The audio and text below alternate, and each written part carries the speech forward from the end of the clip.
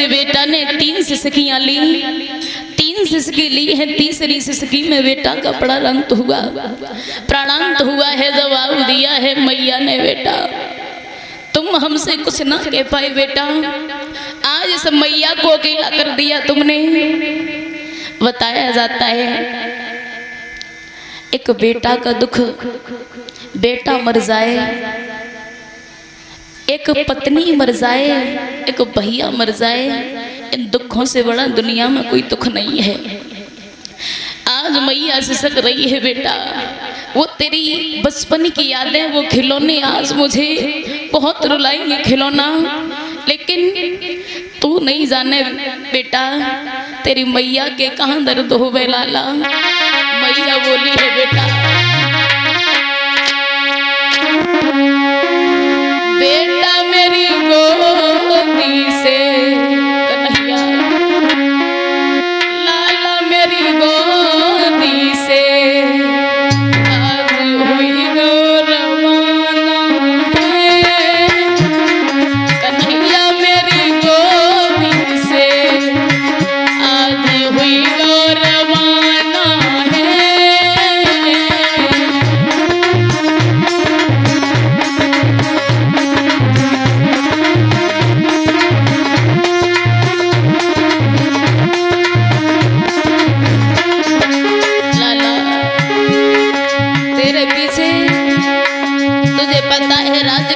तेरे पिताजी भी हमसे छूट गए, तेरे ऊपर आस बनाई, लेकिन वो भी आज बेटा हमें छोड़ के अकेला कर गया। बेटा कौन नहीं बनाएगा इस मैया को खिलौना, तू ही बता देना। यादें तेरे बचपन की मुझको तो रुलाएंगी,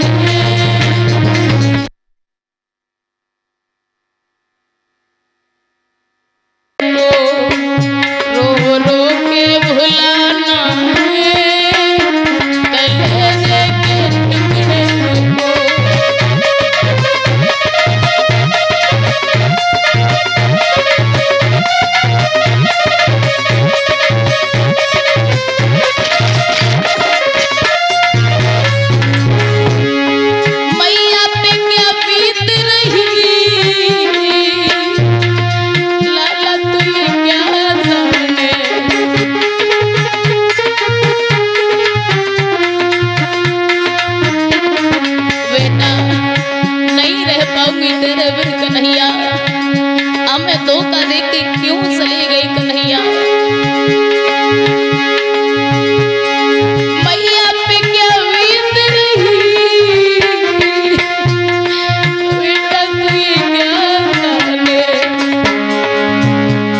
कलेजे के टुकड़े को कन्हैया तुझे नहीं पता है लाला, कलेजे के टुकड़े को अब कैसे भुलाना है, कलेजे के टुकड़े को।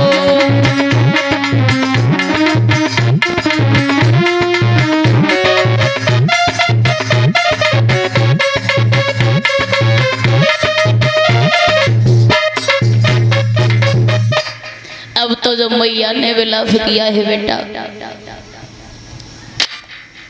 तो वह हमें छोड़ के मत जाना। मैया विलाप कर रही है तब तक बाग का माली आ गया, कहने लगा बहन, अरे ओ बहने तुझे नहीं पता है तू इस बच्चे के ऊपर आज घोर विलाप कर रही है ना, इस बच्चे को काले नाग ने डसा है, इसकी लाश बढ़ जाएगी, इसको कहीं जा करके दफना दे। अब तो मैया ने जब सोचा है कहने लगी अब अपने पुत्र के ऊपर कफन डालने के लिए कहाँ से लाऊं? जो साड़ी पहने थी उसी आधी साड़ी को फाड़ा, बेटे के ऊपर कफन के रूप में डाली है, बेटा के ऊपर कफन के रूप में डाली और हाथों पे लाश को जमाया और चलने लगी है मरघट की तरफ। सोचती जा रही है कन्हैया, ये तो एक काम एक पिता का करना होता है, लेकिन आज मैया को क्यों करना पड़ रहा है? देखो उस माँ का दिल कितना बड़ा है, खुद अपने सोना की लाश को अपने हाथों पे जमा के ले जाए। उस माँ को दुनिया में कोई समझाने वाला है? कोई समझाने वाला कोई दुनिया में पैदा ना हो। जो एक बच्चे की आयु को मैया तब तक ना भूल पाती तब तक एक माँ की एक मुट्ठी राख ना हो जाए। बताया जब मैया रोती हुई जा रही है, मरघट में आई, जब आधी रात्रि का समय है, आधी रात्रि का समय है, चलती जा रही है। महाराज मरघट में ड्यूटी लगा रहे हैं, ड्यूटी दे रहे हैं। जवाब दिया, कौन है आधी रात्रि के समय मरघट में क्या करने आई है? आवाज लगाने लगे हैं, तुझे नहीं पता? पता नहीं हमारी ड्यूटी है, कौन है? महाराज जवाब देने लगे हैं, सुन। तब तक रानी पास में आई गई, पास में आई और जवाब दिया, स्वामी कोई नहीं, मैं आपकी पत्नी तारा हूँ और ये मेरी गोदी में है तुम्हारा आंखों का तारा, मेरी कलेजे का टुकड़ा रोहितास, जिसको तुम बहुत प्यार करते थे ना, आज हम और तुमको धोखा दे के ये चला गया है तोता। महाराज हरिश्चंद्र ने बेटे की तरफ देखा, आंखों में आंसू आ गए, रानी की तरफ से अपने मुंह को फेर लिया, आंसुओं को पोंछ करके बोले, चली जा यहाँ से, न तो कोई मेरी रानी और न कोई मेरा पुत्र है और न मैं किसी का पिता। चली जा, मेरा कोई नहीं है, मैं मजबूर हूँ, मैं कुछ नहीं कर सकता। रानी करने क्या आई है? जवाब दिया, इसको काले नाग ने नस लियो है, इसको दफनाने के लिए आई हूँ महाराज। महाराज कहने लगे, सुन, करका टका हो तेरे पास में तो अपने पुत्र की लाश को जलाना, वरना मेरे यहाँ से चली जा। अब तो महारानी तारा ने जवाब दियो, महाराज तुम क्या जानो, मेरे कलेजे से मेरा बेटा गया, करका टका कहाँ से आया मेरे पास में? मेरे पास तो कुछ नहीं है, मेरे पास से मेरा खिलौना चला गया, वहाँ मेरा सब कुछ गया, अब क्या दूं? महाराज कहने लगे, सुन, करका टका नहीं है तेरे पास तो चली जा यहाँ से। जवाब दिया है, सुनो महाराज, आप नहीं जलाओगे? महाराज कहने लगे, बिल्कुल नहीं जलाऊंगा। याद कर ले उस दिन की गंगा मैया के तट पर जब मैं गगरिया को भरने गया था, मैंने तुझसे जवाब दिया कि मेरी गगरिया को उठवा दे। तेरे मुंह से कौन सा शब्द आया कि मैंने तुम्हारी गगरिया को उठवाया तो मेरा धर्म चला जाएगा?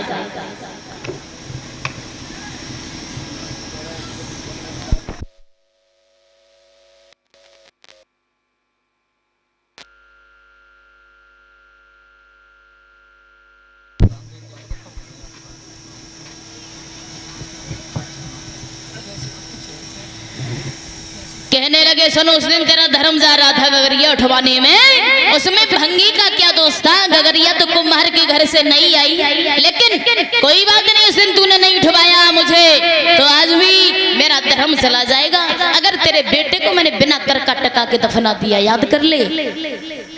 कहने लगे हैं, सुन, तेरे पास कुछ नहीं है तो जो तू साड़ी को तन पर लपेटे हुए हैं उसी को मुझे दे दे, कर चुक जाएगा। रानी जो साड़ी पहने थी, आधी साड़ी तो फाड़ के लाला के ऊपर डाल दी, जो आधी साड़ी बची तन से लपेटी, जब जो आधी साड़ी बची थी तन पर लिपटी हुई उसको उतारने के लिए तैयार हुई है, उधर में भगवान सोचने लगे कि मरघट में रानी नगिन हुई जा रही है, अगर नगिन हो गई तो हमारी परीक्षा अधूरी ही रह जाएगी। एकदम से ब्राह्मण का भेष धर के आ गए, कहने लगे, बेटा तारा, तेरा दिमाग तो नहीं खराब है? अरे तेरे पास करका टका नहीं है तो अपने बेटे की लाश को इस नदी में बहा दे। अब तो ऐसा ही किया है, जब बेटे की लाश को नदी में बहाया, बेटे की लाश को नदी में बहने के बाद मैया को दुख की नींद आई कि तो दुखिया को नींद सताएगी दुख में या भूख। अब मैया को नींद सताई, नगर के बाहर एक देवी मैया की मठिया थी, उसी में जाकर के लेट गई, उसी में जाके लेट गई। उधर से विश्वामित्र ने शेरदानी खून निकाल करके सोती हुई रानी के सारे बदन और मुंह से लगा दिया। 2-4 बच्चों को ले आए, पकड़ के बच्चों को कटवा करके जो खून था रानी के ऊपर छिलकवा दिया और काशी में हल्ला कर दिया। काशी के लोगों, जो नगर के बाहर देवी मैया की मठिया है उसमें डाहें रुकी है, अनेकों बच्चों का कत्ल करके खा गई। अपने बच्चों को होशियारी से रखना, बहुत बड़ी डाहिन है। अब तो ये शब्द जब कालू मेहतर ने सुनहरिया से जवाब दिया, सुनहरिया नगर के बाहर जो देवी मैया की मठिया है उसमें एक डाहिन रुकी है, वो बच्चों का कत्ल करती है, ले तेगा और तलवार जाके उसका वध करके आ। महाराज हरिश्चंद्र सले हैं तेगा को सजा को सजा के सले पास में पहुंच गए हैं। सोती हुई रानी की पीठ में लात मारी और जवाब दिया है, उठ जा ओरी डाहिन, मैं तुझे आज जिंदा नहीं छोड़ूंगा। एकदम से जब रानी ने देखा कि सीने पर महाराज हमारी तलवार को लिए खड़े हैं, तलवार को सीने पर जब लिए खड़े हैं, मरघट से आवाज आने लगी, अरे महाराज पागल तो नहीं हो। प्रभु जब अंतर्यामी जब आ गए हैं चक्र सुदर्शनधारी पास में और एकदम से कटारी को पकड़ लिया, तेरा दिमाग तो नहीं खराब है राजा? जिस पत्नी के ऊपर तू कटारी को लिए खड़ा है, तेरी धर्म की पतिव्रता औरत तारा है, जिस बच्चे को तूने मरघट में नहीं जलाया, वो तेरा गोदी का खिलौना, तू जिससे बहुत प्यार करता था ना, वो तेरा खिलौना है, संसार को छोड़ के चला गया। दोनों पत्नी ने प्रभु के चरणों को पकड़ा तो प्रभु ने जवाब दिया, सुनो हरिश्चंद्र, आप 3 प्राणी थे, तेरा एक प्राणी कहाँ है जो तेरा पुत्र था? मैया ने इतनी बात सुनी, आंखों में आंसू आ गए। बाबा ए प्रभु जी, सब बात पूछ लेना लेकिन बेटा की आग को मत पूछो। एक बार हमारा बेटा हमारी गोदी को खाली करके चला गया, क्या दोबारा आ सकता है? भगवान कहने लगे, बेटा एक बार अपने पुत्र को आवाज तो लगा के देखे। एकदम से मैया ने आवाज लगाई है, बेटा रोहितास, और एक कन्हैया रोहितास। बेटा हंसता खेलता कूदता जब मैया और बाप के पास आया, भगवान के चरणों को छुआ, माँ बाप के चरणों को छू करके जब पास में खड़ा हुआ, पास में खड़ा हुआ तो भगवान जवाब देने लगे, सुनो महाराज हरिश्चंद्र, दुनिया में इस भूतल पर लाखों राजा महाराजा हुए, लाखों जीव आते जाते रहते हैं, लेकिन आपके समान दानी मैंने नहीं देखा, जो सत्य के पीछे अपने खिलौना को भी गवा दिया, लेकिन फिर भी अपनी मर्यादा से पीछे नहीं हटे। लेकिन तुम्हारी परीक्षा पूर्ण हुई और तुम्हारी परीक्षा से हम बहुत ही खुश हैं। तुम परीक्षा में पास हुए, अब मांग लो, क्या मांगना चाहते हो? तीनों प्राणी खड़े हैं। रानी तारा महाराज हरिश्चंद्र की तरफ देखने लगी। महाराज हरिश्चंद्र ने जवाब दिया, प्रभु मैं क्या मांगू? मांगे मेरी पत्नी, जिसने मुझे, मैं इससे दूर हो गया, बेटे पर आस लगाई, वो बेटा भी उसको छोड़ के चला गया, ये मांगे, इसने कष्टों का सामना किया। तो रानी तारा ने जवाब दिया, प्रभु सिर्फ मुझे इतना चाहिए। जवाब देने लगी है, प्रभु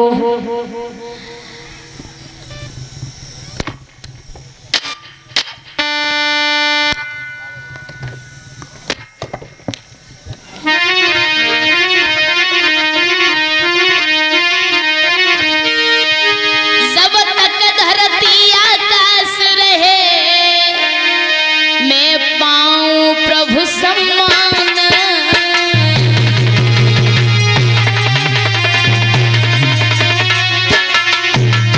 रानी तारा भगवान से वरदान मांग रही है, प्रभु